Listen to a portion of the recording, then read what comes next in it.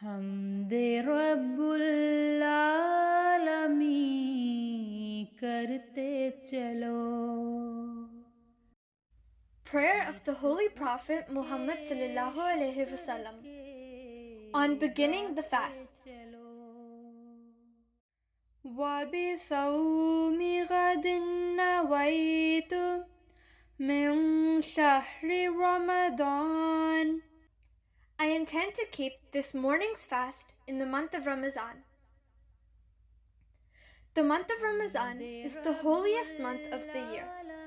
As Muslims, we are required to keep fasts during this holy month as prescribed by Allah the Almighty.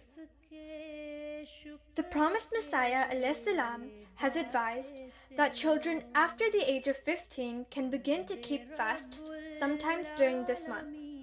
However, fasting becomes obligatory at the age of 18. This is the prayer we read after eating our sehri in the early morning before dawn to confirm our intentions to keep fast for that day. Jazakallah. करते चलो